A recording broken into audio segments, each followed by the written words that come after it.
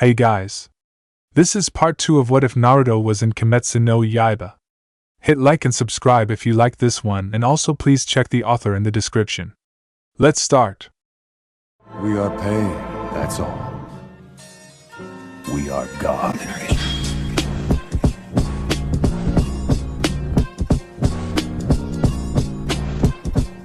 Chapter 4: Lower Moons. The fireplace burned relentlessly, warming the space around them. Its heat was a strange thing, an unfamiliar thing, a stark reminder of his inability to revel in the sunlight. He watched the flames with weary eyes, distant thoughts swirling within his mind. Thoughts of the past. Thoughts of the present. Thoughts of all he had done to reach this point. Close. He was very close to the solution. He could almost feel it. Yet, everything still seemed so far away. So out of reach. The more time passed, the more impatient he became. This curse, he feared, would never leave him. And he would be trapped in a body that despised the sun. Forever languishing in darkness, never to feel the piercing rays of that star in the sky. A sudden burst of fury welled up within him, a white-hot anger that burned in his crimson eyes. His veins bulged, stretching across his porcelain visage. His fangs and claws lengthened, fingers tearing into the furniture upon which he sat. He gritted his teeth, a roar of rage at the cusp of his lips. "Father?" The little girl stirred in his arms, awakening from her slumber. She looked up tiredly, gaze rising to meet his own. Seething, it took every ounce of self-control to keep himself from tearing this child apart. But despite his bloodlust, she stared at him without fear, her head tilted. This child, his daughter, looked into his crimson eyes, both curious and unflinching. And for some reason, he did not devour her in that moment. Instead, he observed her closely, like a predator watching its prey, as she lifted her tiny arms and touched his face. "Are you okay?" she asked, innocent as a dove. He calmed himself with a breath, the feeling of her hands strangely warm against his icy flesh. "Yes, sweetheart," the man said softly, lying through his teeth. "I'm fine. You have nothing to worry about." "Oh, okay." She looked rather unconvinced. "You know, Mother tells me it's all right to be sad sometimes," she mumbled tiredly, a yawn escaping her lips. She snuggled into his chest and closed her eyes, unaware of the monster that held her in his arms. Though his daughter had fallen asleep once more, the heat of her hands still lingered on his cheeks. Muzan frowned, for it reminded him of the sun's warmth. Ozaki awoke with a strangled gasp. "Don't leave me!" Eyes wide, panic washed over her. She looked around with confusion, sweat slicking her skin, fingers curling into fists, hands clutching at the soft blanket on her lap. The light was blinding, unrelenting. She could hardly see, could hardly feel, as she finally returned from the land slumber, painful dreams still plaguing her mind. Where was she? In a room. Not the inn, though. Strange, Ozaki thought. She glanced around and found that she was on a bed, and that her jaw throbbed painfully as she turned. Hand against her head, she tried to remember where she was and what had happened to her. Then she saw him, standing to her left. Ozaki stiffened, reaching for a sword that wasn't there. Grimacing, she tossed the covers aside, finding the nearest escape route, a door left slightly ajar. Then she sucked in a sharp breath, muscles tensing in preparation for an impromptu getaway. However, before she could even move, she heard a familiar voice. "Ozaki, stop!" he urged. It's okay." "Murata?"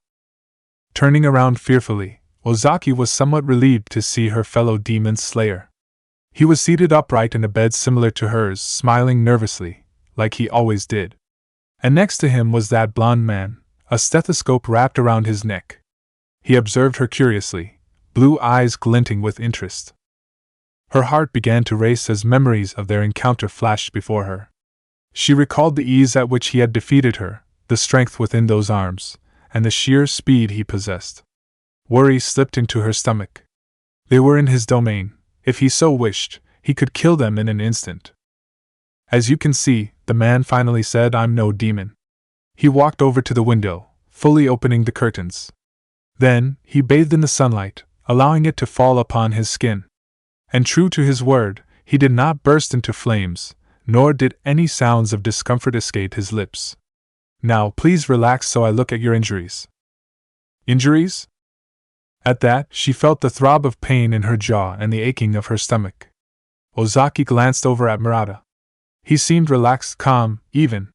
Her fellow demon slayer gave a single nod, mouthing, "It's all right," and she felt her shoulders slump and her muscles slowly relax. Unbidden, shame flooded her veins. She bowed her head despite the pain, and said, "I apologize, sir." The man perked up, suddenly intrigued.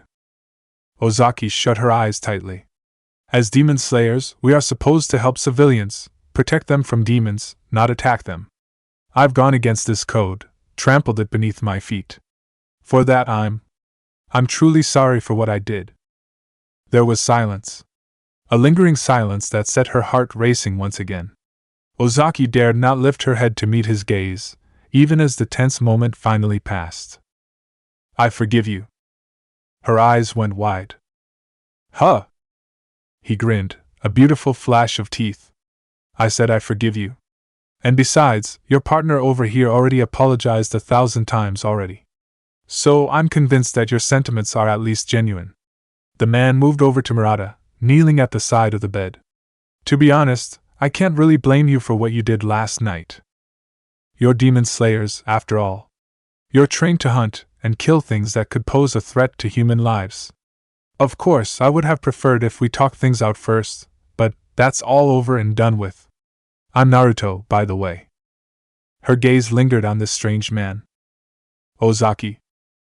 "Nice to meet you, Ozaki," Naruto replied. He then continued to assess Murata and asked him to lift up his shirt. The young man complied, revealing a purple bruise that stretched across his chest. Naruto grimaced, feeling a tad guilty.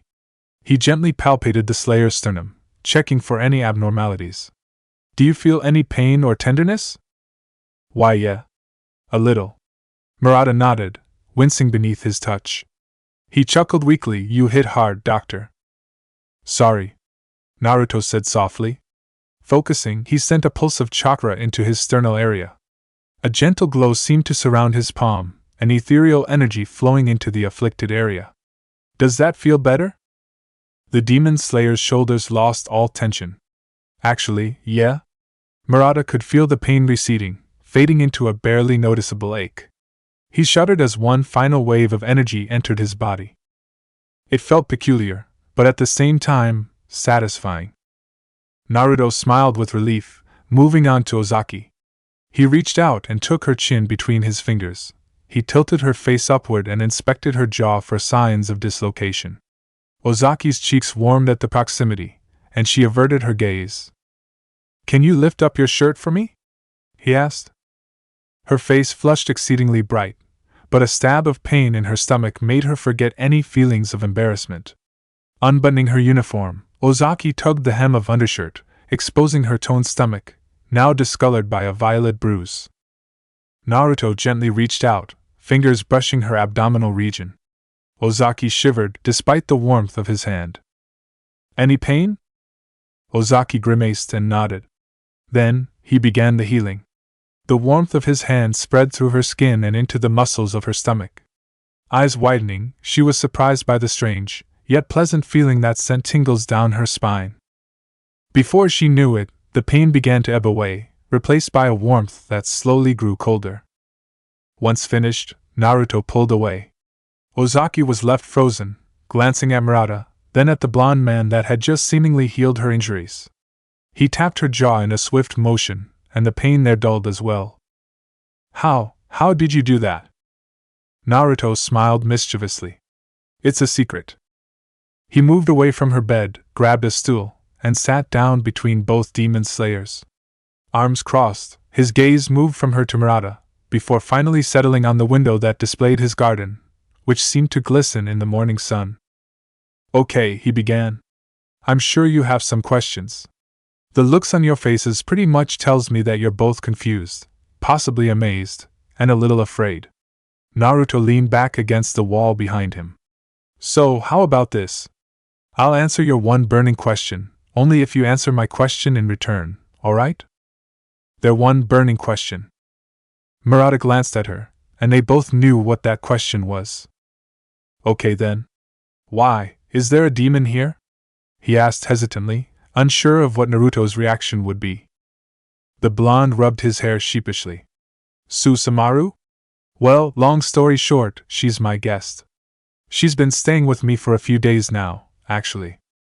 Both slayers looked at him as though he had lost his mind. But that's a demon, Ozaki whispered through gritted teeth. They kill people. They eat people. All without remorse for their actions. How could you possibly harbor a demon? The anger in her voice could not be contained. Murata glanced her way, shaking his head in an attempt to calm her down. After all, they were still in a position of weakness. Without their weapons, they were powerless against someone like this doctor. Sorry, Murata mediated. I think what she's trying to say is that this kind of situation is unheard of. We devoted our lives to killing demons without discrimination. So when we hear something like this, it's very difficult to process. Naruto watched them closely, studying the upset Ozaki and the cautious Murata. He figured this would happen. This situation was a bit strange, even to him. He had killed many demons since coming here, and not once had one given up during their fight. Not one had stopped to consider their mortality when attacking him. Driven by a lust for his flesh, they kept trying to eat him, even when they were soundly beaten, even when he left them in the sun to die. But Susumaru had been different. She attacked him, yes. However, when faced with the reality of her death, while still craving his blood, she stopped to consider his words. As a result, he had decided to give her a chance. A gamble, of course. But still, she had proven herself a person of her word. Someone willing to change, in spite of the urges that plagued the mind of a typical demon. I don't expect you to understand my actions, nor do I expect you to agree with them, Naruto said calmly. However, one fact remains here. When you attacked her, Susumaru did not use lethal force against you. She didn't even use her weapons, which, if she did, would have left both of you in a much worse state. In short, all she did was defend herself from you, right? The silence was palpable. Looking at it objectively, that was the truth. They attacked her first, and all she did was evade. In the end, they would have killed her if Naruto hadn't intervened, but if she had resorted to those weapons of hers, then they would certainly have more injuries than they did now. That's not the point, Ozaki urged, her argument losing steam. Even if she's somehow different, most demons aren't. Knowing this, it's impossible to tell which ones aren't bloodthirsty monsters. I agree, Naruto said. That's why I'm not angry at you for attacking her. It's my fault, really. I should have been out there with her. Maybe if I'd been there earlier, we could have at least talked things out. He rubbed his spiky mane, sighing. This whole situation was just unfortunate. But I hope we've come to a bit of an understanding. Murata nodded slowly. I guess. Ozaki remained silent, unsure of what to say. Anyway, Naruto continued. What brought you to my clinic last night? A demon, Ozaki answered quietly. We were given a mission to kill the demon that terrorized Nerima a few days ago. We wanted to see if you knew anything, since you're treating some of the victims. Naruto leaned forward. Well, I was out of town during the incident. So, unfortunately, I don't have much details as far as descriptions go. Damn, Murata muttered. We still have 0 leads then. If it helps, Naruto continued, one of my patients did report seeing a single demon. They also said that there were animals involved, like wolves and even a bear. Animals? Ozaki echoed. She instantly remembered seeing the claw marks that were carved into buildings. And she didn't like the implications of it. That's about all I have for you though, the blonde said, standing up. Thank you, said Murata, bowing his head. Even though it doesn't seem like much, this information should be very useful to us. No problem, Murata. Naruto gave a half smile, crossing his arms once more. And actually, I'm considering going after this demon myself. Both slayers' eyes widened with alarm, a million questions forming in their minds. However, before they could utter a word of protest, someone knocked on the door. A moment later they entered. Murata and Ozaki's eyes nearly bulged from their sockets. They were speechless, gazing with a mixture of confusion and fascination. Because the person that had just arrived looked exactly like Michiro Takito, the Mist Hashira. His hair was shorter, and his demeanor was different, faintly aloof, more serious. He was also missing an arm. But the resemblance was there, almost uncanny. Yuichiro paused, taking one sweeping glance around the room. He frowned, then sighed with exasperation, a small yet knowing smile on his lips. "Okay, sensei," he remarked. "What on earth happened here last night?" Naruto only chuckled. "Let's discuss this outside," he said sheepishly. The doctor had been gone for a few minutes, presumably to explain the situation to who they assumed was his student. Now, left to their own devices, both of them sat in silence. Only the sounds of singing birds and a whistle of wind filled the quiet room. Murata exhaled in an exaggerated manner, glancing her way. "So, what are you thinking, Ozaki?" She gripped her covers tightly. "That he's incredible." "I know." Murata clenched and unclenched his fists. "He beat us so easily, and he doesn't even know any breath styles. Not even the most basic of techniques. In fact, he barely seemed to take a breath while we fought. That strength of his. I wonder where it comes from. He's also a medical expert. Just like Lady Shinobu," she added. "And he seems to be around our age, too." Murata recalled their conversation with Naruto. A contemplative look entered his eyes. "You think we should try recruiting him to the Corps?" It was a risky idea, but a good one nonetheless. "Maybe," Ozaki said. "We could really use someone with such raw talent. Imagine if he was properly trained. He could probably become as strong as a Hashira." "It's possible," Murata replied, crossing his arms. He was still surprised by the fact that his chest no longer hurt. "But we'll have to convince him first. And honestly, I don't think we made a good first impression." "That's for sure." Ozaki frowned, a wave of guilt washing over her. But still, he's harboring a demon. I don't think anyone, especially the Hashira, will tolerate having someone like that join us." "What a shame." Murata leaned back against his palms. "We need all the help we can get against the demons. We need stronger people." "Yeah," Ozaki said sadly, eyes distant. There were truly special people in this world, freaks of nature that made normal humans look like fodder. The Hashira were a prime example, and so was Naruto. In a way, it discouraged her because she knew she would never reach their level. She wasn't talented, nor was she particularly strong. And if she could be beaten so easily by an untrained person, was she really powerful enough to make a difference in the world? The thought gnawed at her stomach, twisting and mangling Ozaki's confidence in her abilities. "Also, did you see that guy just now?" Murata continued. "Is it just me, or did he look a lot like Master Takito?" Pushing those feelings aside, Ozaki managed a nod. "I thought I was the only one that noticed. The hair's shorter, though. And I don't remember hearing that Master Takito has brother. Did you?" "Nope." Murata shrugged. "He's probably just someone that looks like him. That's not too uncommon." A moment of silence slipped by, and she could hear Naruto talking with his student, her sharp ears gleaning bits of information. It wasn't a heated discussion by any means, as far as she could tell. "Naruto says he might be going after the demon that caused all this," Murata whispered. Ozaki frowned. "I don't think that's a good idea," she said. "Civilians shouldn't risk their safety like that. He might be strong, but he doesn't have a Nichiren blade. He can't kill a demon." "That's true," he replied, studying the walls. "We'll tell him to leave it to us, that it's our job to handle these sorts of things." "We should also get back to work as soon as possible," Ozaki said. "This mission is already becoming too long. I'm sure our crows will be coming to check in on us soon." Murata stretched his muscled arms above his head. "How long should we stay here then?" "Until evening, maybe?" she suggested. "I feel better. Whatever it is he did, I'm not in pain anymore." "Me either," Murata said, stroking his chin in thought. "It's kind of strange, don't you think?" "Yeah," she said, that suspicion resurfacing in her mind, but she shook it away. "He's not a demon, though. We know that for sure now." Murata nodded and rose from his bed, intent on finding a restroom. He yawned and headed for the door. Then I guess it's settled. We'll stay a little longer. Night.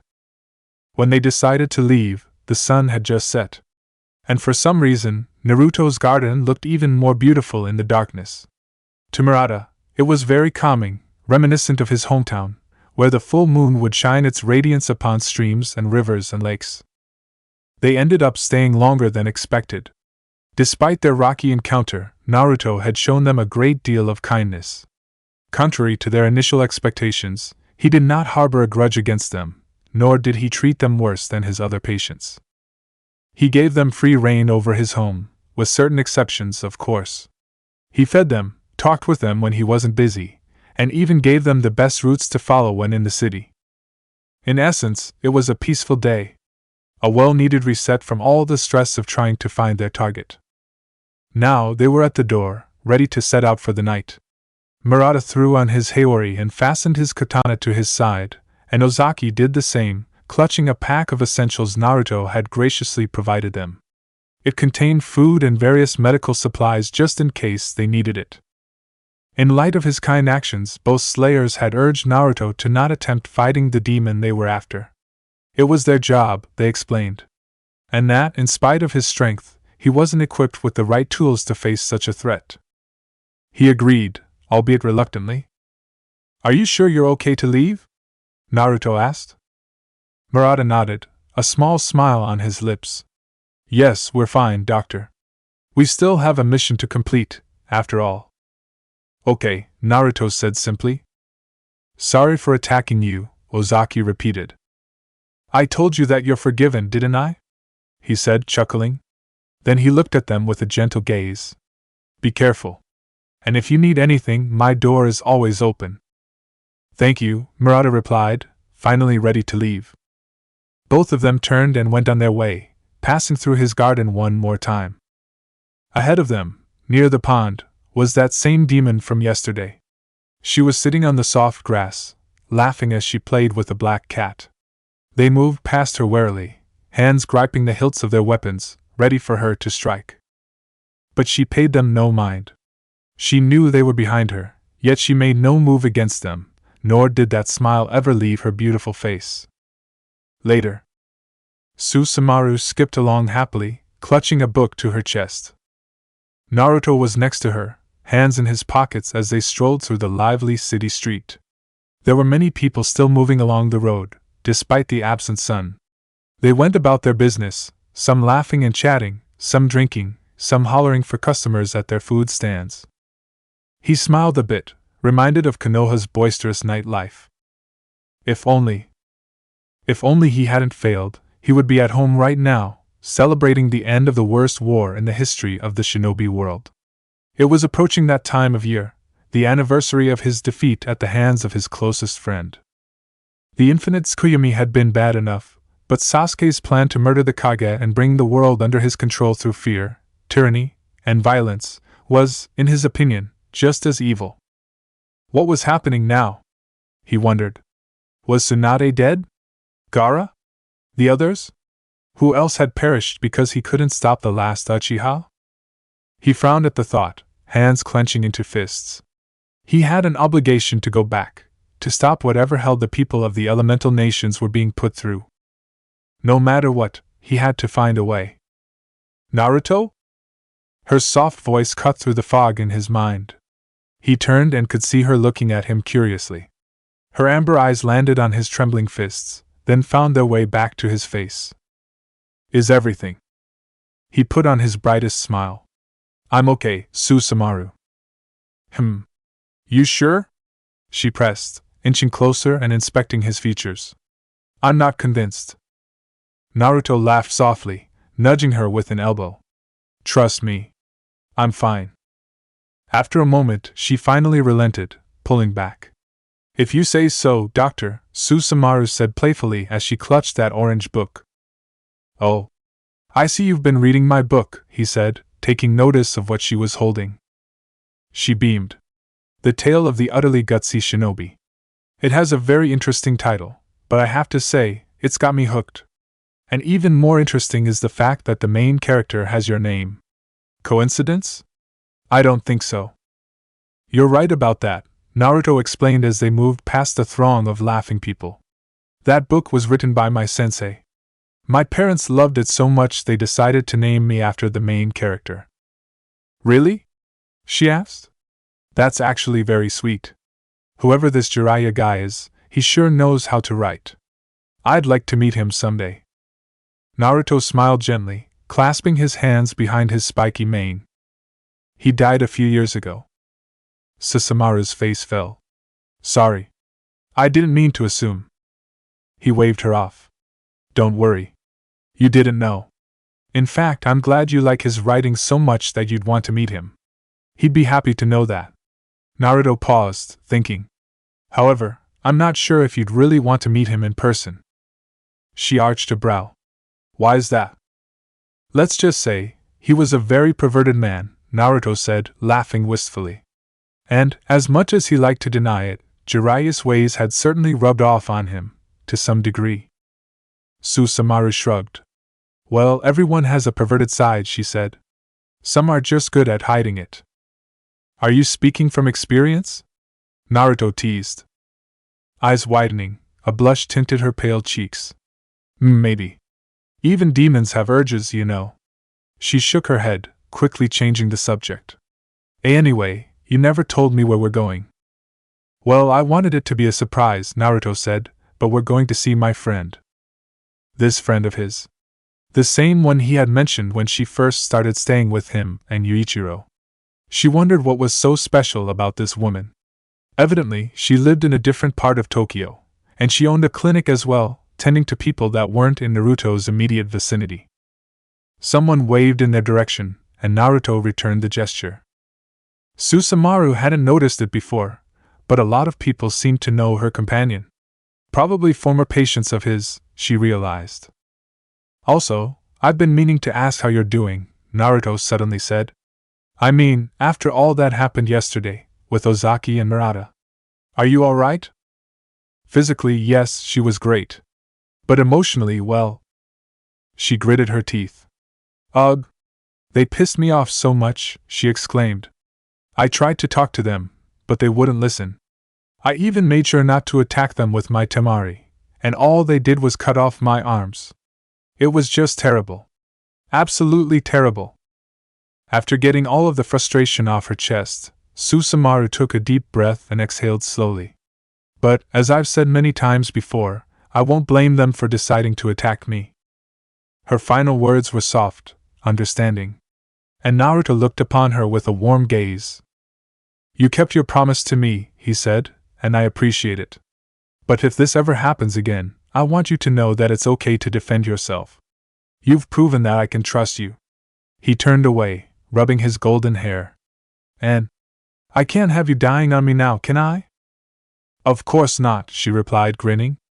I'm not dying anytime soon. Not yet. Oh, and since she lives a bit far away, just walking will take too long, Naruto said, entering a secluded alley. So, he smirked. Try to keep up. In that moment he leapt upward, jumping atop buildings in a burst of speed. Susumaru felt excitement surging through her, always eager for a challenge. She followed after him, bounding forward in an attempt to keep pace, all while laughing with glee. In the end, though, she could hardly keep up. They covered a quarter of the city in a matter of minutes, but he'd always been a few meters ahead of her, no matter how much energy she put into her legs. Finally, their surroundings began to change, giving way to a more opulent area. An area even brighter than where Naruto's clinic was located. A place with more activity and wealthier denizens. They leapt off a particularly large building, then continued on foot. They were a blur in the night, barely noticeable to those around them. Naruto slowed down a bit, and she found herself running beside him. They wound through a few more streets until they reached a lengthy compound. Ahead, a dead end quickly approached. Even as the wall loomed closer, Naruto did not stop. Just before she voiced her concern, he ran right through it, as though the wall was nothing but a projection. She followed suit, slipping past the wall that was created by what she assumed was a concealment talisman, made possible by a blood demon art. Slowing down, They stopped in front of a beautiful house, where a woman and a young man were waiting at the door. The woman smiled at both of them, and in that moment, Susumaru knew that these two weren't human. Tamayo was beautiful, as always. With comely features and a feminine physique, she was the object of many men's desires. Dressed in a floral-patterned kimono, her gaze was kind as she welcomed him in. He hadn't seen her in a month, and he found that he missed her company. Technically speaking, they weren't too far away from each other, but with both of them owning a clinic, things tended to become busy, leaving them little time to meet. However, every month he cleared his schedule and came to visit. Firstly, so he could see her. And secondly, so he could supply both her and Yashiro with his blood. "Come on, dear," Tamayo encouraged, gently beckoning to Susumaru. She was still standing at the entrance, frozen with trepidation. She hesitated, glancing at Naruto as he looked down with an encouraging smile. "You're a demon?" she asked. Tamayo nodded slowly. "I am. Both me and Yashiro are. I assumed Naruto would have told you." Crossing her arms, she accosted Naruto with an accusing stare. "Well, he didn't tell me at all." At that, the blonde chuckled. "I guess this is the surprise?" "Naruto!" Tamayo scolded. "You didn't tell her?" She shook her head as her blonde friend put his hands up innocently. "Well, I can't say I'm shocked. Since I've known you, you've always been a playful person. In any case, Susumaru, I'm Tamayo, and this is my clinic." "And I'm Yashiro, Lady Tamayo's faithful aide," said the person standing at the woman's side. He looked young, barely an adult in appearance, but Susumaru knew he was far older than any human. In that moment, she froze, pausing for a moment as she realized that this woman was called Tamayo. The Tamayo. A fugitive. On the run from Yuzan for hundreds of years. Finally getting over the shock, she entered the building. "You know my name?" "Of course," Tamayo affirmed. "Naruto sent me a letter detailing what happened on his way back to Tokyo. I must admit, I was a bit surprised. But looking at us, it's not so hard to believe that a demon would try to change their ways. Right this way, please." They followed the doctor to a room, one with cushions and places to sit. Susumaru stuck close to Naruto. Even though she was surrounded by her own kind, she still felt a bit nervous. She didn't know why, but this whole situation was surreal. The fact that there were other demons that could control themselves in the presence of a human like Naruto. "I want you to wait here for a bit," Naruto told her. "Miss Tamayo and I have some business to attend to." "Wait," she whispered, glancing around.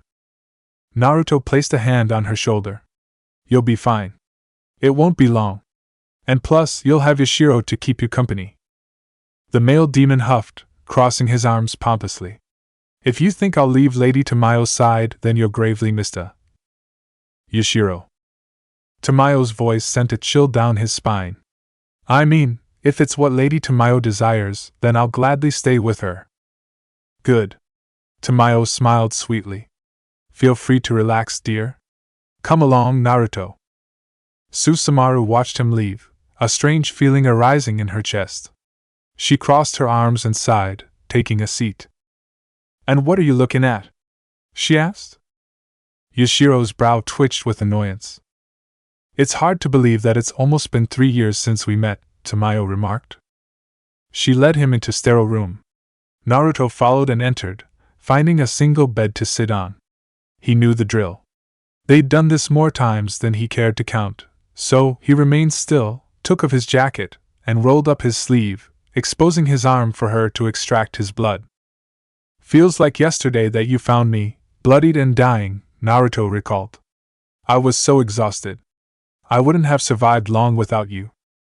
"You flatter me, Naruto," she said. "Your body heals quicker than a typical human's. I didn't play that big of a role in your recovery." He smiled a bit. "I wouldn't say that." Tamayo quickly gathered the supplies she would need, and Naruto watched her, an expert in her field, as she pulled on a pair of gloves and moved to his side. "How's Ichiro?" Tamayo asked. She tied a rubber tourniquet around his arm, which in turn caused his veins to become more visible. "He hasn't visited in some time." "He's been the same old Ichiro," Serious as usual, he answered, chuckling. But he's also been working so hard, learning so much, and making friends outside of the clinic. I'm happy for him, honestly. It seems saving that young man did wonders for you as well, she remarked. Naruto tilted his head curiously. You look so proud when you talk about him. Oh, yeah? He said, a bit embarrassed. Well, who wouldn't be proud of someone like him? Disinfecting the area, Tamayo found the right vein and punctured it, drawing his blood through a special needle. The crimson liquid flowed freely, entering a vial. Despite this, Tamayo did not lose her composure, either did she begin to salivate, like most other demons would. She drew several pints of blood, more so than a typical person. But thanks to Naruto's increased regenerative abilities, he could handle a bit more being taken. Thank you, Naruto, Tamayo remarked happily. Your blood sustains us for a longer period of time, compared to our other donors. It's always a pleasure to have you here. Naruto waved her off. Come on, Tamayo. This is the least I can do for the person that saved my life. I suppose, she laughed softly, then stored his blood in a secure place. She moved back and sat next to him. Now tell me about Susumaru. How has her behavior been? Pulling his sleeve down, Naruto stroked his chin in thought. She's been fine for the most part. Even around other people, she hasn't made a move to attack. She still desires blood though, and I gladly provide, of course. But she's changed a bit. She remembers her life before she was turned. And she's working hard to improve herself, whether that's through gardening or reading or even playing with our cat. Interesting, Tamayo said, mulling over his words. I'm not too sure what to make of this. But I'm happy that even one demon could change their ways. It has to be my blood, Naruto speculated. But Tamayo shook her head. Possibly. However, I don't believe your blood physically changes people, not like Muzin's. What it does do, perhaps, is give demons the strength to change.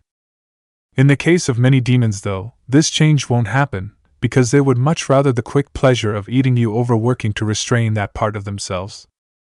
Huh, he remarked. Never thought of it like that. It was an interesting hypothesis. Maybe his blood was a catalyst, not a cure, something that could aid demons in suppressing their urges for flesh and organs. But only if they truly desired to. If they did not want to change, then they wouldn't. What about your plan to return home? Tamayo inquired. Have you made any progress? Only 2 people knew about his project. Only Tamayo and Yuichiro. Naruto nodded, clenching and unclenching his fist.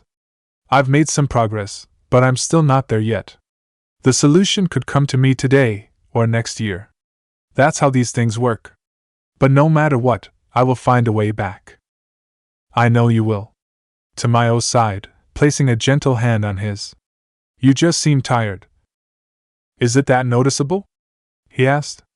The sheer amount of chakra it took to expand the portal was finally taking its toll, it seemed. A little, Tamayo said. I know this is important to you, and I know that you're working very hard, but please don't hurt yourself in the process. She couldn't help but be concerned. This teenager, barely a man, had so much to deal with. Don't worry, Tamayo. I'll be careful, he promised, smiling as he stood up. She could only nod and trust that he would be safe. Before you leave, Tamayo said after a moment, let me see Susumaru privately. I also want to take a sample of her blood. Susumaru found herself sitting across from Tamayo. They were alone, and it was silent. She didn't know what to think, what to say, or what to feel.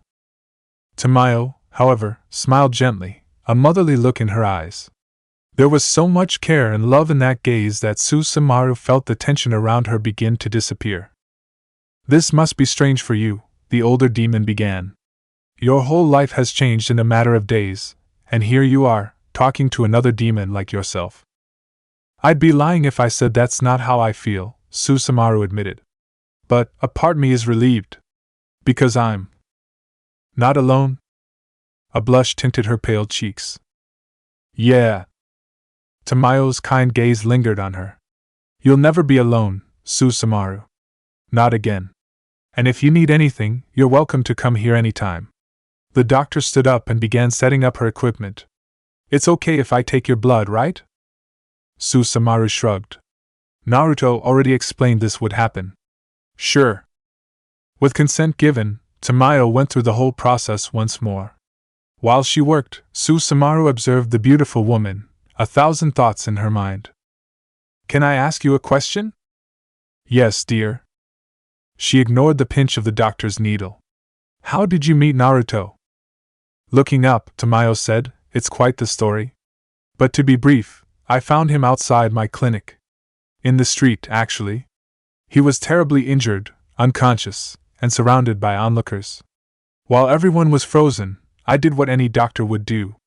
I took him in and helped him recover. Back then, his blood had been so alluring, so different from any person, that even her and Yashiro were affected. However, she did not act on that temptation to feast upon human flesh. Instead, she pulled herself together and focused on helping him, as a doctor would to any other patient.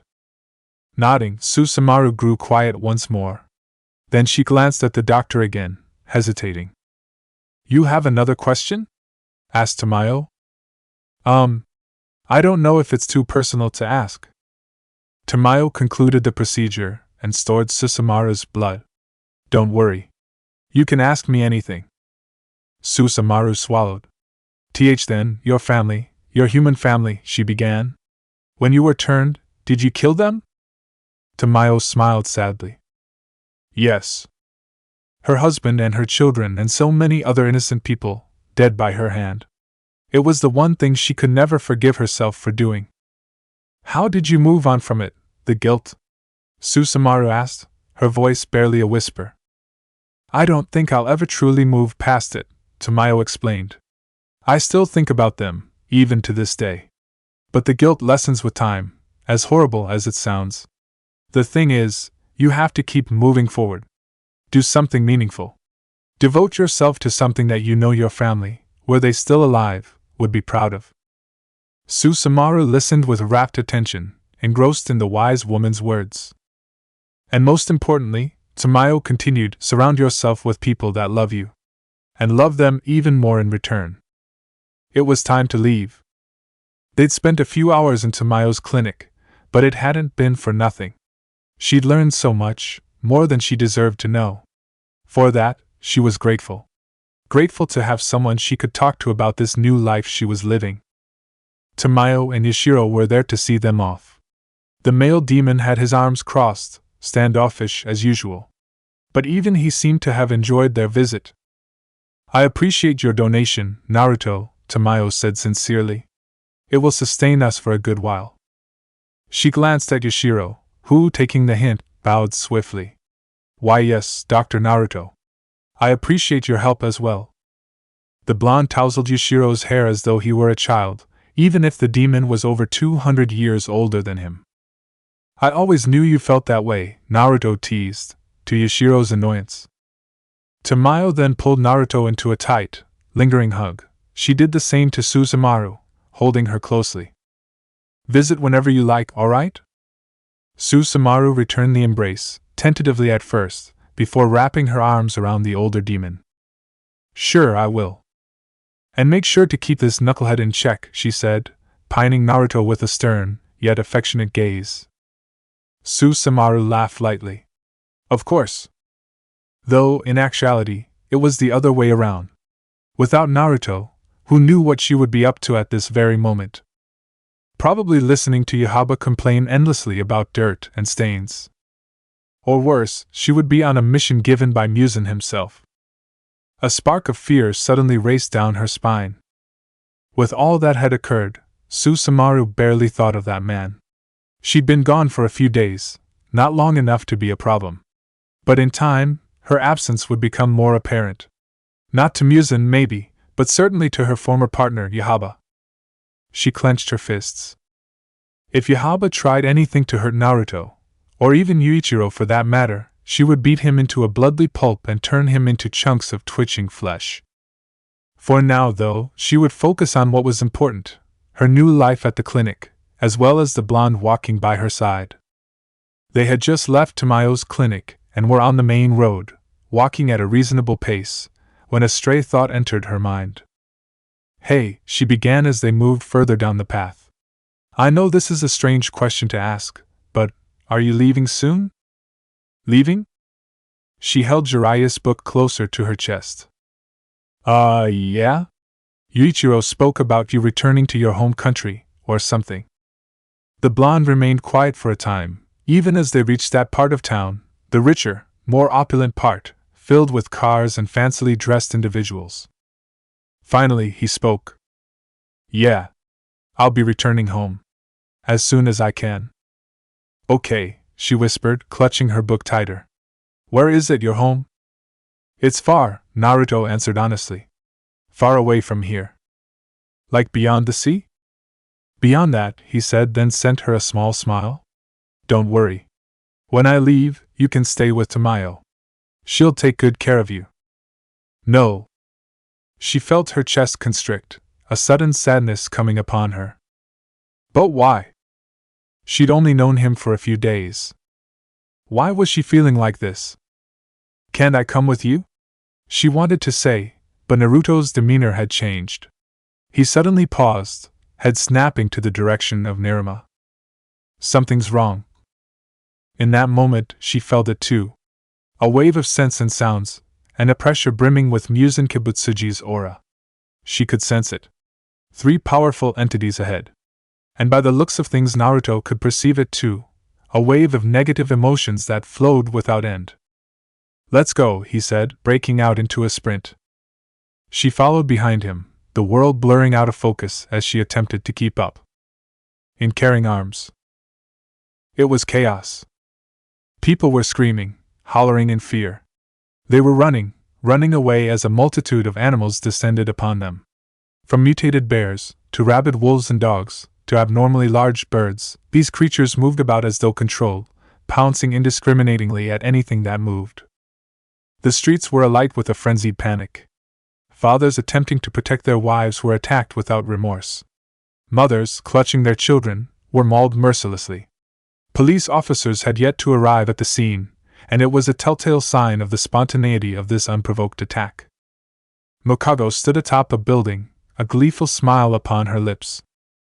She watched the horror as it ensued, her horns sparking with stray bolts of electricity. She lifted her hands upward, and with this single gesture, she controlled the formation of the creatures attacking. Even without words, her animals still obeyed the command, finding new targets as people tried to run away. This was her blood demon art. She could turn any animal she pleased into a demon. Not only that, but she could manipulate them to a startling degree. She could also see through their eyes. And they were loyal to her, and only her. Next to her, Rokuro stood. Powerful arms crossed, he stroked his beard as he observed the carnage before them. It wasn't his style of killing by any means, but this sort of strategy did have its merits. You truly are ruthless, Mikado, he remarked with a low chuckle. She regarded him carefully. Is that a compliment? More like an observation, Lower Moon 2 replied. Well, I'm not doing this for my pleasure, not entirely, Mikado said quietly. With this, he's bound to appear. Gah! Lower Moon 6, Kaminu, growled. He was seated on the roof, watching the events unfold through narrowed eyes. He's just a fucking human. I don't see why we can't just search for him and capture him already. Quiet, Kaminu, Rokuro said sharply. Do not be so hasty. Trust in Mikado's judgment. If this human is really as troublesome as she claims, then we must follow her plan. We must be as meticulous as possible. Kaminu rolled his eyes, leaning forward. Then what about those 2 demon slayer brats? Can't I just kill them now? I'm feeling a bit hungry. Leave them, Rokuro intoned, uninterested. They're nothing but a nuisance. No longer listening to their discussion, Mikado's gaze landed on the demon slayers below. Just 2 of them, trying desperately to protect civilians. A male and female, battered and bruised and tired. She took note of the male, eyes lingering on him. He had a fine scent to him, a decent face, too. Perhaps, after capturing their main target, she would play with him for a bit. Still, it was quite entertaining to see them fighting her animals. It was a futile battle, though. Judging by the way they were struggling, they certainly weren't a threat. Slowly, she gazed upon her handiwork, the panic she had caused. And it was perfect, the best place to bring about death and destruction, the best way to lure him into their trap. Murata gritted his teeth. The bear was massive, much larger than normal, and powerful. Its fur, instead of black, was a sickly gray. Its eyes burned a crimson shade, and engorged veins bulged along its body. It slobbered hungrily, fat globs of drool leaking from its gaping maw. It lunged toward him, growling dangerously. Water-breathing first form. He took a breath and focused the oxygen in his lungs, letting it spread throughout his body. Water surface slash. His blade moved swiftly through the air, slicing into the neck of the creature before him. Even then, he could barely pierce its flesh. The bear swiped with menacing claws, which cut through Murata's uniform and lacerated his side. He hissed, applying more force to his swing. And finally, the bear's head was separated from its body, spraying warm blood into the air. It collapsed with a thud, sputtering, and twitching as the last vestiges of life slipped away. Murata panted heavily, his grip on the katana loosening. He clutched at his side and felt the warmth of blood on his hand, flowing steadily. "Damn it," he muttered. The family behind him looked on, reaching out to help him, but he shook his head. "Go! Now! While there's still a chance!" They obeyed his order and scrambled to their feet. A mother grabbed her child and fled, just as 3 mutated birds came careening his way. They were large, almost as big as a person, beating their heavy wings against the air. Murata ignored the pain and lifted his blade, entering another stance. 6th form, Whirlpool. Twisting his body, he generated enough force to slice through 2 of the birds. But one evaded his spinning attack, piercing his shoulder with its powerful beak. Murata cried out, and quickly cut off its head. He stumbled, staggering backward as the creature disappeared upon dying. His breathing became harsher, his body trembling with exhaustion. If only he was as strong as Ju. Then maybe he would be able to stand a chance. But things were looking more hopeless as time went on. He chanced a glimpse at that building, catching sight of those 3 demons. The 12 Kazuki, without a doubt. He shivered with apprehension. They were watching him. He could just feel it, their numbered eyes gazing at him as though he were nothing but an ant. This was the worst possible outcome. Their mission, meant to be a simple one, had turned out to be well beyond their skill level. Ozaki, he thought desperately. Where was she? He'd lost her in the panicking crowd. Scanning his surroundings, he found her engaged in combat with 2 demon bears, her uniform ruffled and torn. Despite the pain in his side and shoulder, he sprinted forward. He brought his sword down, cutting off a paw that was about to tear into his partner. She turned, relief in her eyes as she saw him. "Murata!" Ozaki exclaimed. She looked just as bad as him, if not worse. There was a large cut on her forehead, which leaked blood into her eye, obscuring her vision. Back to back, they stood together as more creatures began to encircle them. Most of the crowd had fled, and the animals were now converging on their location, growling and snapping hungrily. Clutching his side, Murata said, "Looks like a lot people escaped." Ozaki panted breathlessly. "That's good. I'm glad we could do something to help." "This sucks," he said, stabbing a disfigured dog through the throat. She could feel tears brimming in her eyes, but she shook her head. "I thought I'd live a little longer than this." "I thought so too," Murata's voice trembled, and he wheezed as a sharp pain stabbed at his side. "At least I had good partner to fight alongside me." Ozaki smiled a bit, blinking away the blood that entered her eye. A dog suddenly lunged toward Murata's blind spot, and she leapt forward, pushing him aside as it bit into her forearm, sharp teeth digging into her flesh. She screamed out, sheer agony shooting through her. "Ozaki!" It was Murata's voice. He cried in alarm as a bear came barreling toward her, intent on tearing her apart. If she said she wasn't afraid of dying, she would be lying.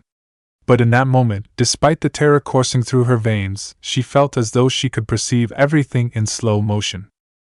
And she watched with fascination as the dog's head, the one biting her, exploded into pieces, spraying her with warm blood. It didn't stop there, however, because the bear had also been reduced to chunks of meat. She could barely track it, but a patterned ball, a temari, was the culprit. It impacted her foe with enough force to tear its flesh apart. Next to her, Murata was no longer in danger, for the animals attacking him were on the ground, cut to pieces by a familiar blonde doctor. Naruto stood protectively in front of them.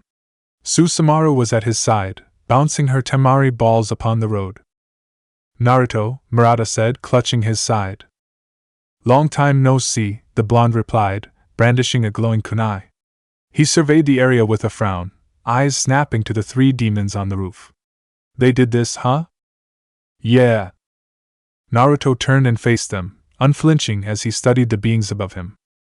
His eyes narrowed. That's all I need to know. Chapter 5. It was all for you. The moment he arrived, they could feel it. An overwhelming urge to devour. Mukago shivered, tremors tingling up and down her spine. Just being in his proximity was enough to set her body ablaze. Atop their perch, she stared downward, enthralled by that glare he was giving her. She met his gaze with wide, excited eyes. There was such anger, such fury, contained within those sea blue orbs that she could hardly keep still. But his was a calm, controlled anger. One possessed by those who knew and breathed combat. Even now, she could tell he was analyzing them, sifting through possible strategies with every passing second. This wouldn't be easy. Not without their help, at least. Mukago knew this, but she wasn't so sure that her fellow demons felt the same. To them, he was just a human. Weak. Limited. Not even a demon slayer. However, she'd seen what he could do. She'd seen his skill. His brutality.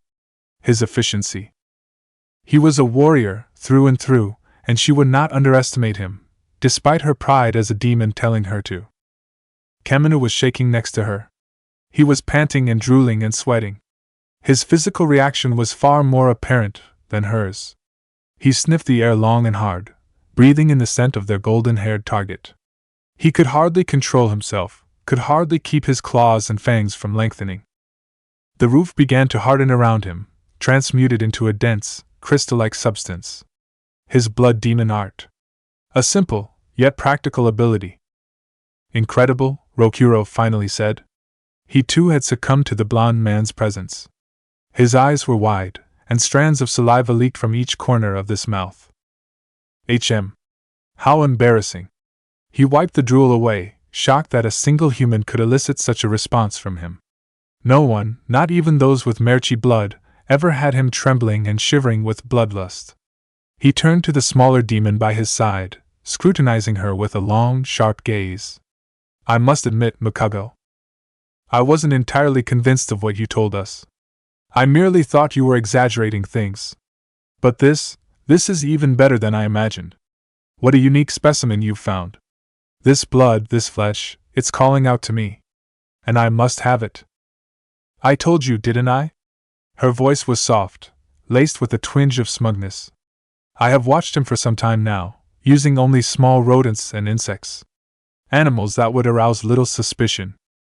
At first, I wanted to take him myself, but after seeing so many demons fall by his hand, left in the sun to die, I considered a different, more efficient approach to his capture.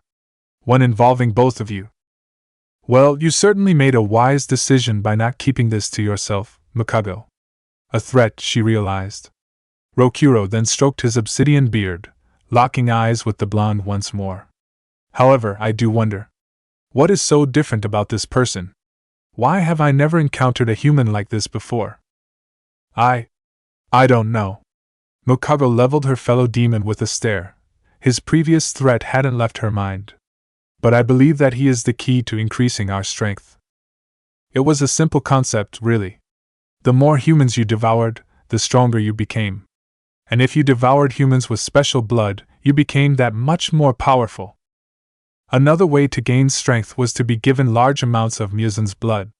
But that in itself was a difficult thing to attain, and if a demon could not handle such high amounts of his blood, death and pain were certain. For years they'd toiled, they'd consumed humans, fought demon slayers, competed with the upper moons, all while following every one of Master Musen's orders. Yet nothing ever changed. Unlike them, the upper ranks had not lost a single member for over a century. The lower ranks, however, seemed to be replaced with every passing decade. Mikago had clawed her way up for years and years, killing and killing and killing, all with the hope of gaining enough strength to secure her life, her future, forever. And she'd thought that once she became a member of the 12 that she would have enough power to survive indefinitely. Oh, how wrong she was.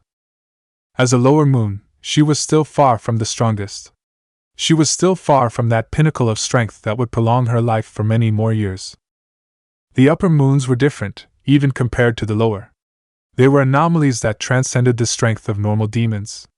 No matter how many humans she'd consumed, her power never grew to the extent of the upper 6. And now, Mikago could sense it. Musen's anger toward them. His displeasure at their failures. It was growing. And soon, his patience would run out. That is, if they weren't killed by a Hashira before that. Those damned demon slayers. She'd almost died fighting one of them. A woman with pink hair and warm, green eyes. With few choices left, she needed a way to survive. To grow stronger. And this human was the key. She just knew it. Survive, Mikago. A voice rang in her head, whispered from a past she no longer remembered. There was a feral growl rising from the throat of Kaminu. Mikago was pulled from her thoughts, and she glanced his way. He went on all fours, veins covering his entire body. He twitched and spasmed with desire. "I'm done waiting around," he howled. "He's mine. Stay out of it." "Fine." Rokuro shook his head. "Try not to harm him too much." Mikago said nothing. This was the plan, after all. A test run. A way to see just how well he would fare against the weakest of the lower moons. If her observations were correct, then she and Rokuro would need to get involved. If not, then this would be over in seconds, providing them with a meal unlike any other. The crystal-like substance erupted next to Kaminu, forming into a spear. He grinned hungrily as his gaze settled on the man below them. He grabbed his newly made weapon, twirling it with impressive expertise. Mikago directed her animals to encircle their foes, ensuring a tactical advantage. Just as Kaminu made his move, Mikago finally took notice of the orange-haired woman standing beside their target. Her eyes grew wide, horns sparking with intrigue. A demon? Naruto gazed up at all three of them, eyes narrowing to slits. He studied them carefully, taking in the appearance of each demon. He considered the way they stood, their postures, their expressions, painstakingly considering what actions to take against them. He was no coward, mind you. Naruto was fully confident in his abilities, but he would not be arrogant. Every threat had to be taken seriously, lest he falter and fall prey to the unknown capabilities of these beings. Demons were powerful, no doubt, but compared to the people he had faced back home, they barely scratched the surface of what was considered extremely dangerous in the elemental nations. At least, the average demon. The real danger, however, came with the blood demon art, a variety of abilities that, if utilized properly, could take objectively stronger opponents by surprise. So he had to be on guard. Especially now, considering the fact that a massive amount of his and Kurama's chakra was being diverted to his clones in order to keep the portal home expanding. Right now, by a rough estimate, he had less than 10% of his chakra available for combat. If he wanted to use more, he would risk losing months of progress. Because if he diverted the energy he was feeding into the portal, it would begin to close, a frustrating outcome for all his hard work. Not only was this a factor, but these three demons in particular seemed much more powerful than the ones that usually attacked him. "I wonder." "The 12 Kazuki," Susamaru suddenly said. She shivered with apprehension, a worried look painting her features. "Is that so?"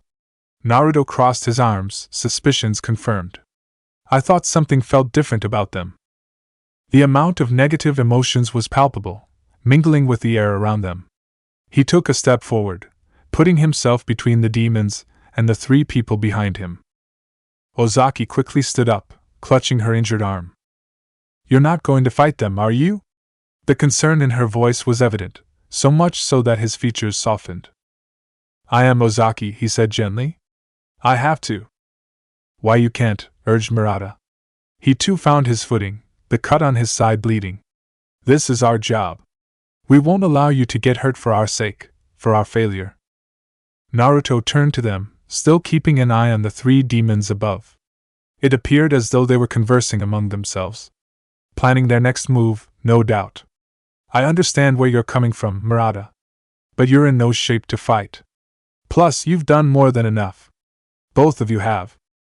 You protected so many people, and it's okay to rest for now. Ozaki gritted her teeth. But... Hey! Murata had moved to her side, placing a hand on her shoulder. In those moments, he accepted the situation, slumping with defeat. I think we should just let it go. It's not like we can stop him, anyway. Ozaki deflated, sadness in her gaze. But she didn't protest, calmed by Murata's gentle touch. Thanks, Murata, Naruto said. He pulled out 2 kunai from a holster. No matter what happens to me, I want both of you to get to safety. His chakra flared to life, filling the air with an energy foreign to this world. Behind him, all 3 of his companions froze. Ozaki's eyes were wide. Murata's legs quivered. And a chill ran down Susumaru's spine.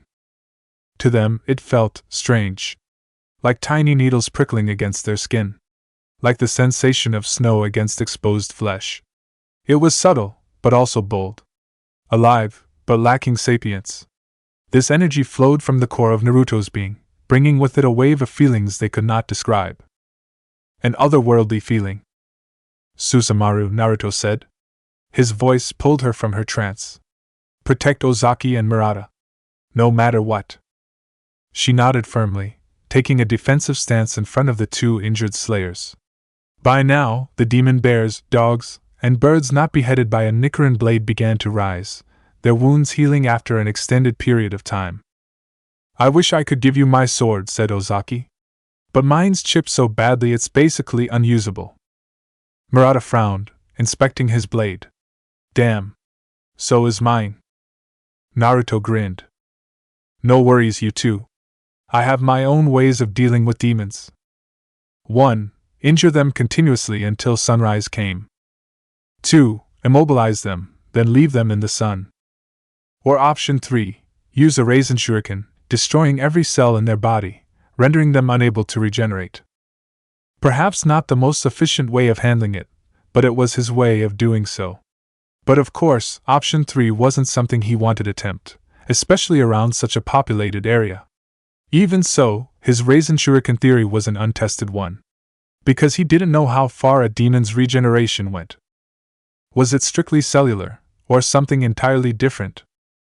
Still, Susumaru remained worried for his sake. That apprehensive look hadn't left her features since this ordeal began. Naruto was strong. She knew this. But against 3 of the 12? Surely, even he would struggle. Should they retreat? She didn't know. Susumaru glanced upward. Her eyes narrowed to slits. The 3 lower ranks had yet to leave their perch. Instead, they were all staring at them, clearly focused on one person. Naruto. Everything clicked in that moment. These attacks. The hungry looks in their eyes. They were after Naruto, of course. They were after his flesh and blood. Just like that day when she first met him, intent on eating him. A cold sweat fell down her brow, and a feeling of guilt washed over her. Because she'd been like them, so full of hunger for human flesh that she would do whatever it took to get it. Before she could voice her concern, Naruto asked, Do you know their abilities? I don't. I've never even met them. Susumaru frowned deeply, disappointed that she couldn't be of help. And some of these members seem new, she whispered. Sorry. Naruto nudged her gently, smiling. It's alright. I just have to be a bit more careful then. Above, something was forming in the hands of one of the demons. It was a crystal-like substance, transformed into a spear. The demon grabbed it, stepping forward. 5 more spears formed above him, floating. Kaminu stretched out his hands, and all 3 spears shot forward, breaking the sound barrier as they raced toward them. Naruto grimaced, eyes tracking the projectiles careening through the air. A pulse of chakra flooded his body. The ground shattered beneath his feet. Naruto moved in a blur speed, tearing forward like a rocket. He flew through a series of hand signs, molding chakra for his first technique. Air bullet. He exhaled a compressed gust of wind that threw all 5 crystal spears off their trajectory. Then, Kaminu met him on the street below. Naruto weaved past a mighty swing, tossing a wind-imbued kunai through the demon's neck. It was like a knife through butter. Blood splat from the sudden wound, a gaping hole left in his throat. Shock gripped the demon, eyes widening, even as his injury began to heal. Naruto advanced forward, a heavy fist careening into the demon's skull. A notable crack echoed around them as his temple was broken to pieces. Kaminu growled, teeth gritting in rage and pain. The 5 spears from earlier returned, controlled by his will. They soared through the air, whizzing about as they flew toward Naruto like heating-seeking missiles. He dodged every spear that came his way, undeterred by the demon's predictable attacks. He'd end this, now. In that moment, a sphere came to life above his palm. It glowed in the darkened city street, spinning and spinning as it grew. This one was larger than normal, but not to the extent of an Otama Rasengan.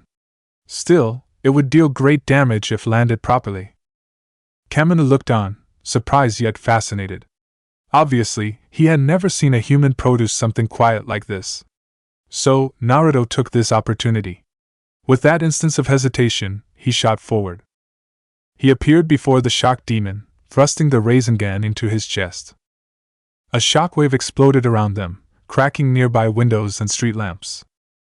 Kaminu's mouth opened in a horrified scream, features contorting with agony. The Rasengan drilled and drilled, tearing his flesh apart, shattering his ribs, and turning his torso into mangled flesh. Another shockwave expanded outward, launching the howling demon into an empty building. He broke through its walls.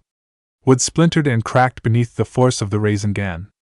The building groaned, then collapsed in on itself. A cloud of dust filled the street, and Kaminu's screams finally died down until no sound was left. There was silence. Utter silence. Both from the 3 behind him and the demon still observing from above. Naruto then glared upward, almost as if to say, "You're next." "That fool," Rokuro hissed. He was far too overconfident. Mukago tilted her head, and she halted her animal's advancement. What just happened? It was all she could think. She looked on, perplexed. The fight had ended in less than a minute. And that strange orb of energy he had produced, what was that? Well, this was all within expectations, Rokuro said. A wraith of darkness began to rise around him, like shadows coming to life from the ground. Kaminu is the weakest of us. If this man is as strong as you claim, then his defeat is not too surprising. The shadows around Rokuro grew in size, taking the form of undulating tendrils of darkness. This blackness moved as though alive, slamming downward onto the street. Akin to a whip, it tore into the ground, slicing an entire building in half. I thought we wouldn't make too much of a scene, whispered Mukago, annoyed by the increasing destruction. They'd already done enough to draw unwanted attention. Rokuro chuckled. Oh, right. I nearly forgot. His shadow retreated to a tamer form. And as the dust of his attack cleared, Naruto could be seen protecting his 3 companions with what appeared to be a rotating wall of air. Suddenly, a frustrated howl tore through the silent night. Kaminu pulled himself from the rubble his body had formed, limping with both hands nursing his chest. His clothes were ruined, and the crater in his torso was still healing, much slower than normal, it seemed. He screamed, "It hurts. It hurts. What did you do to me, you bastard?" The blonde replied with a kick that sent Kaminu flying back toward the rooftop. Reacting quickly, Rokuro caught him before he could crash into them, using his shadow to cushion the impact of that human's leg. Such power, Rokuro mused. Sweat slid down his brow. He couldn't help it. For an instant, doubt crept into his mind. Even with 3 of them here, could they defeat this human? Of course they could, he affirmed, rejecting such pitiful thoughts. Mikago. He was cut short by a blur landing on the roof in front of them. The blond man had appeared, seemingly from nowhere, twirling that same weapon with his finger. Up close, those feelings of desire exploded from within him. Rokuro could almost taste the human now standing before him. His heart pulsed in his chest, saliva flooding his mouth. Normally calm and collected, he lost all reason as his demonic drive momentarily consumed him. He stretched out both hands, calling upon his shadows once more. 6 of them, this time. They shot forward at dizzying speeds, intent on harming, but not killing, their target. But like before, that strange sphere had formed in the human's palm. Much bigger now, it destroyed Rokuro's shadows, blasting them away the instant they made contact with the spherical technique. Kaminu was upon him once more, a crystal sword in his grasp. But the results were the same. He was sent flying away with a powerful punch to the stomach. And this time, Rokuro did not cushion the blow with his shadows. Instead, Kaminu crashed through the roof and into the building below them. A burst of excitement soon flooded Rokuro's veins. He suddenly wanted to keep this going. He wanted to test the abilities of this strange human. He wanted to toy with him until he ran out of stamina. However, time was short, and soon the streets would be filled with human authorities, which would only serve as a greater distraction from the mission. But in that moment, the blonde decided to speak to them. Normally, he began, I try to talk to most demons. I try to understand them, their actions, and their reasons for these actions. The blonde glared at both him and Mikago, gaze flashing crimson. So, tell me. I want to know. Why exactly did you decide to attack so many innocent people? Mikago was the first to speak, a small smile on her face, and a hungry spark in her eyes. She looked on shyly. It was all for you. Silence reigned, and Rokuro nearly chuckled. The duality of Mikago. One moment, she was ruthless and bloodthirsty. Then another, she was a subdued, seemingly unconfident demon. Though, how much of this personality was an act, he did not know. For me? Echoed the blonde. His face, though hardened, was suddenly full of confusion. Mikago nodded, a blush tinting her cheeks. Why yes, she answered, pressing her fingers together. Your name is Naruto, right? And how would you know that? He was on edge now, inching closer, a strange aura flaring around him, sending pleasant chills down Mikago's spine. Because I've been watching you, she explained. And you're very famous around here. What does this have to do with attacking innocent people? Naruto asked. If you wanted me, then why not find me? Why involve all these civilians? Rokuro smirked. To make a scene, to draw you out, and most importantly for this. His shadows flared to life once more, revealing something that managed to anger the blonde to such a degree that the ground began to crack and fracture beneath his feet. Hostages. Many of them. Families. Children. And someone else, someone Naruto knew all too well. Rokuro's shadows formed into a dreamlike projection, displaying dozens of humans being held captive in a cave-like structure outside the city. And one particular hostage had caught Naruto's gaze. Mikago giggled, features shifting. Your friends did their best to protect fleeing humans, but I had my animals take some of them during the commotion, including the boy that works at your clinic. The rage in Naruto's eyes was indescribable. For a moment, crimson wisps of energy seemed to swirl around him, kicking up debris on the damaged roof. But his anger quickly subsided. Then he took a deep, calming breath. Like many humans, he had a weakness, other humans. He was powerful, yes. But he still had empathy for those around him. This was their ticket to capturing him without resorting to a battle that would destroy most of the city block. Mikago never did like fighting, after all. So Naruto sighed. He didn't appear defeated, but he did seem disappointed in himself.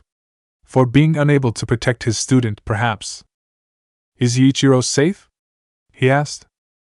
Yes, Mikago answered warmly. Your student is safe for the time being. But that is entirely up to what you do next. Naruto crossed his arms.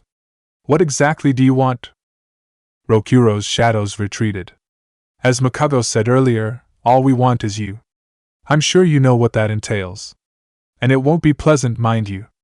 However, if you come with us now, we will release every single human we captured, including your student. If you don't, I will kill them remotely with my shadows, even from this distance, and it won't be a pleasant death for them, either. Likewise, if you take another step forward, I will also start killing them. I know it's a difficult decision to make, Mikugo spoke gently. Behind her soft voice, a sadistic aura poured from her very being. But think of all the lives you'll save if you. Fine. Rokuro tilted his head. That easily? You're aware of what will happen to you if you come with us, correct? Naruto shrugged.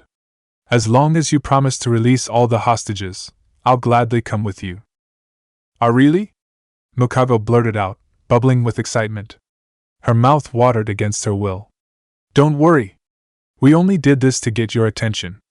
All those other humans are worthless compared to you, Naruto. You'll release them, right?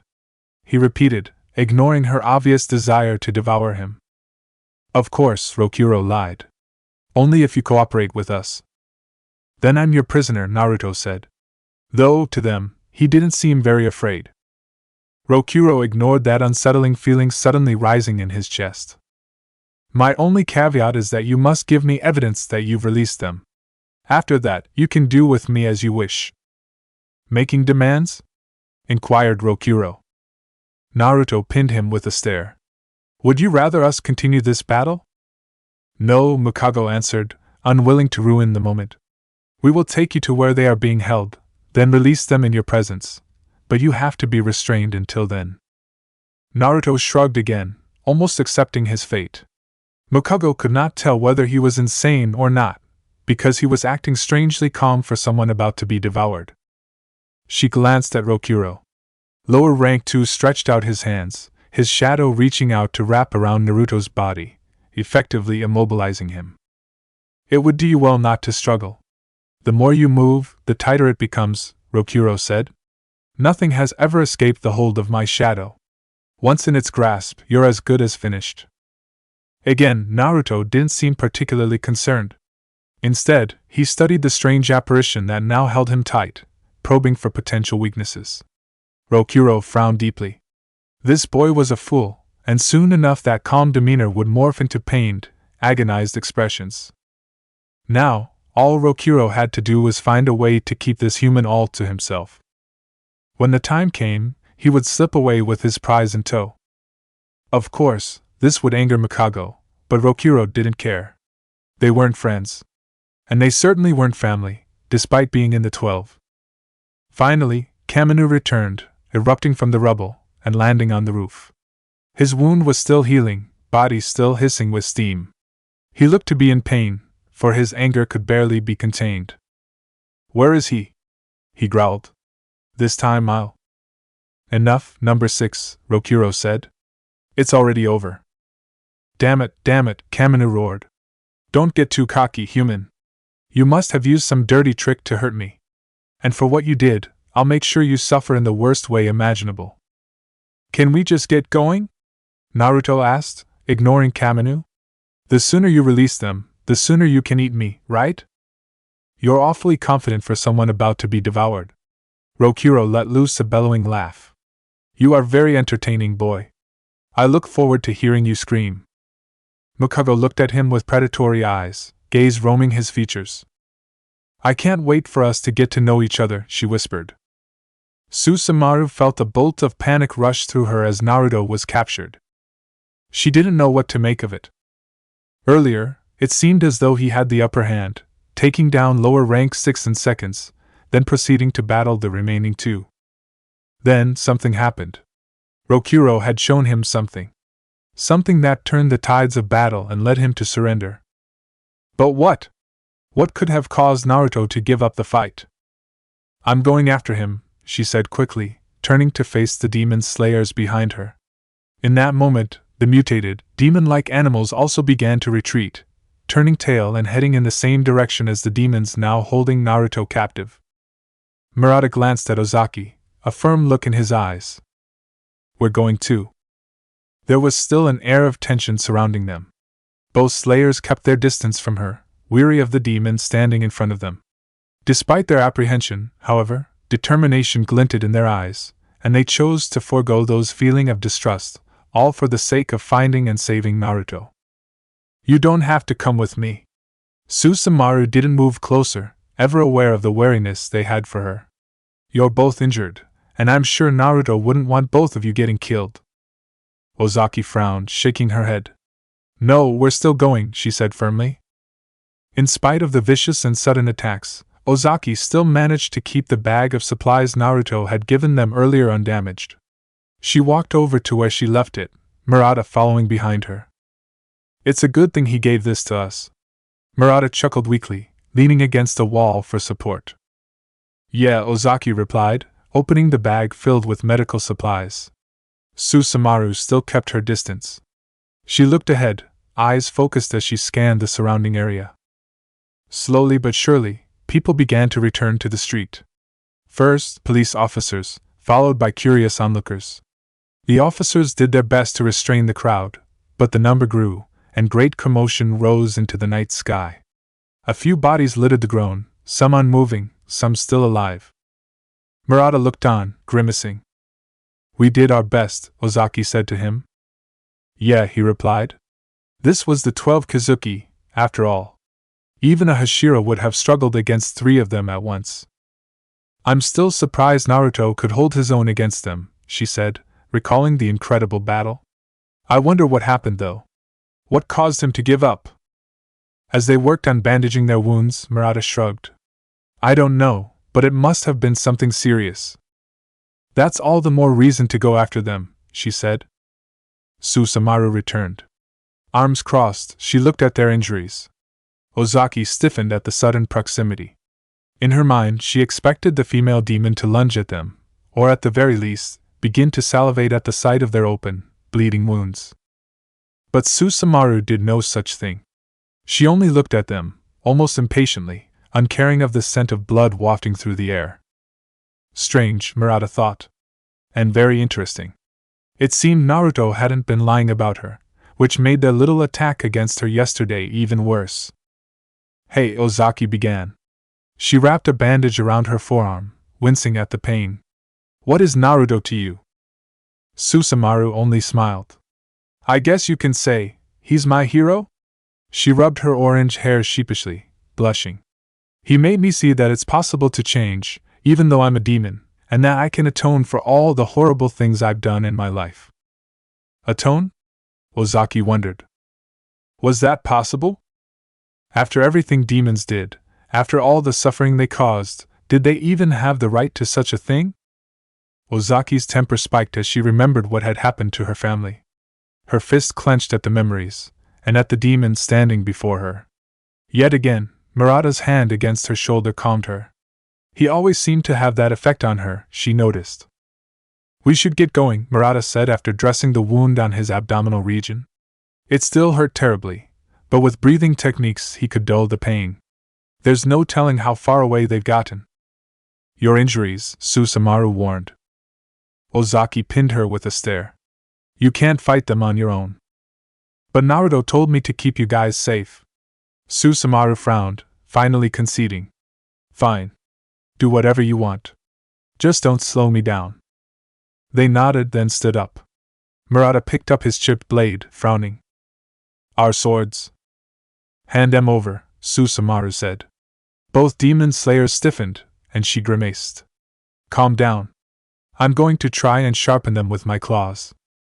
After a moment of contemplation, they handed both swords to the demon, something completely unfathomable under normal circumstances.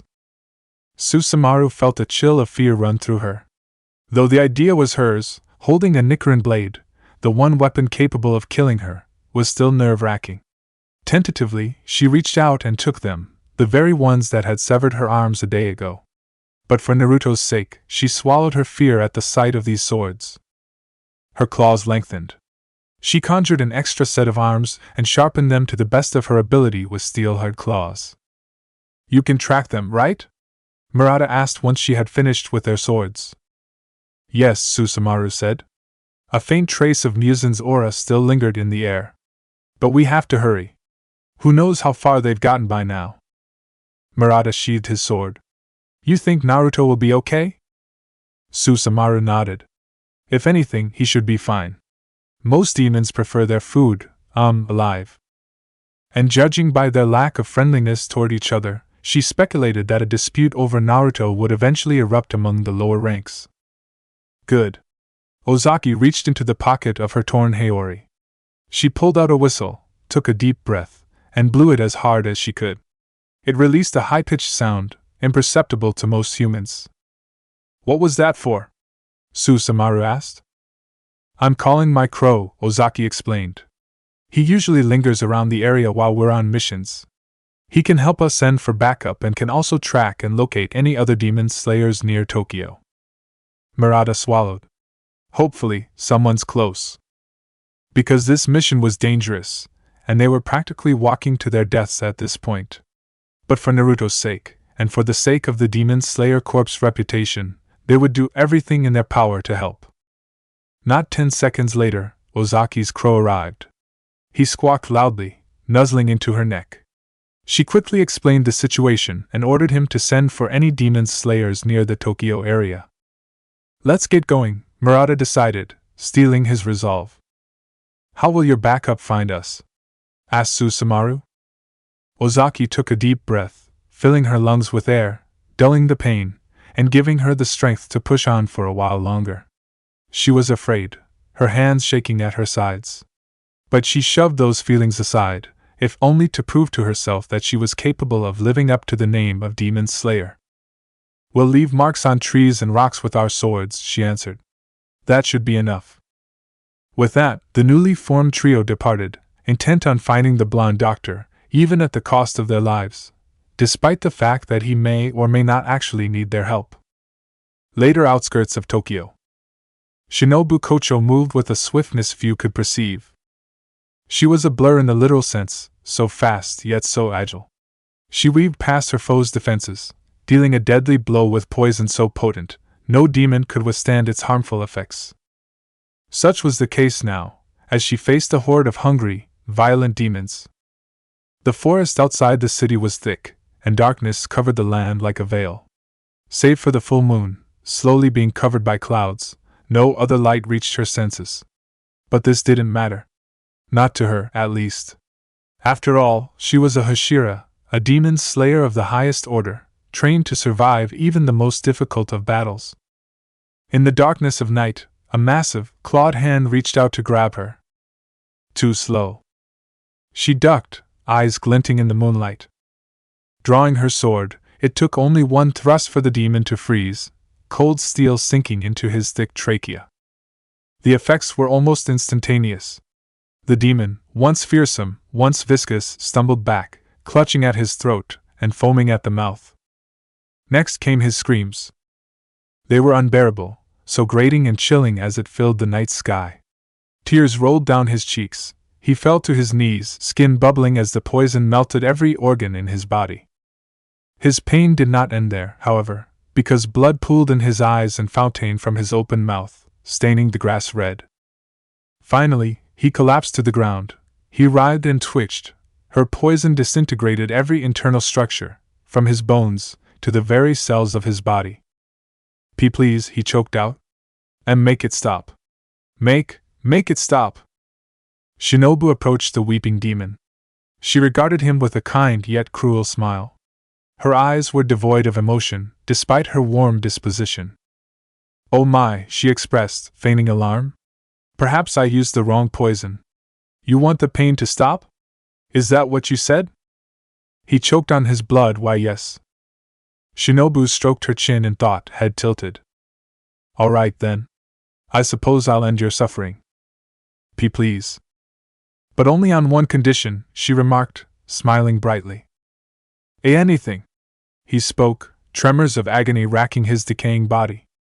You must first restore all the humans you've killed since becoming a demon, Shinobu said sweetly. Only then will the pain end. The demon gritted his teeth. But that's impossible. Oh? She hummed, then shrugged. Then I'm afraid I can't help you. She walked away, leaving a screaming demon behind. Around her, 10 bodies also began to burn away. They were replicas of the one demon she had just lethally poisoned, and with the original slowly dying, the rest began to perish as well, fading into the night. Just ahead, Kaneo, Hertsuguko, concluded her fight with 3 of the doppelgangers as they finally collapsed in a heap, writhing as they felt the same pain of the original. A sheen of sweat covered her student's brow, but her features remained blank, even with the exertion of battle. "Good work," Shinobu announced cheerfully, making her way to Hertsuguko. "You held your own against 3 of them. I'm impressed." Despite the praise, Kaneo said nothing. She only nodded, her expression unchanged. Shinobu thought nothing of it. Instead, she pulled out a map. Using a pencil, she documented the status of her mission, marking all the areas she had cleansed of demons. It was a long, hard mission, but this was the last town, located just outside Tokyo. "We have some time to rest," said Shinobu, putting the map away. She began walking through the forest, and Kaneo followed suit, sheathing her katana. Tokyo's close. Only about 30 kilometers away. Maybe we should stop there for medical supplies. Kaneo remained silent, listening, but unresponsive. Shinobu kept moving. "I've never taken you there, have I?" Finally, a response. Kaneo shook her head. The older demon slayer paused, and so did her subordinate. "Do you want us to go?" she inquired, leaving the choice to the young girl. "It's up to you." This time, Kaneo looked conflicted. Her lips tremored, then became still. She reached into her uniform and pulled out a coin, proceeding to flip it once. For the first time, Shinobu frowned, her calm demeanor broken as she observed Kaneo's little ritual. It was tails, so Kaneo silently shook her head. Shinobu resisted the urge to sigh, her worry for this girl growing. "All right," the Hashira said, "I suppose we'll just head back to headquarters." She was cut short by the distinct sound of a crow. It squawked loudly, more so than any crow she had ever heard. And it wasn't her own Kasugai crow either. This crow was someone else's, and it did not land, choosing to circle above them 3 times before speaking. "Emergency! Emergency!" it bellowed. 3 members of the 12 Kazuki have attacked Nerima, Tokyo, and are now on the move. All available demon slayers head north, immediately. It was gone in a matter of seconds, most likely to inform any more demon slayers nearby of the situation. My. How interesting," said Shinobu. In spite of the news, her voice did not betray her personal feelings. "Change of plans, Kaneo." The girl only nodded, ever ready to follow any order. "It seems we're going toward the city after all," the Hashira supplied. With her speed, she could make it to Tokyo in no time. But Shinobu would be lying if she said wasn't concerned. As a Hashira, she was confident in her skills with the sword. She felt capable enough to fight any member of the 12 Kazuki. But 3 at once? That was unheard of, even if they were lower moons, which the crow didn't specify. No matter, Shinobu thought. This was her duty. She had to go. Even if the odds weren't her favor, she would always find a way to prevail.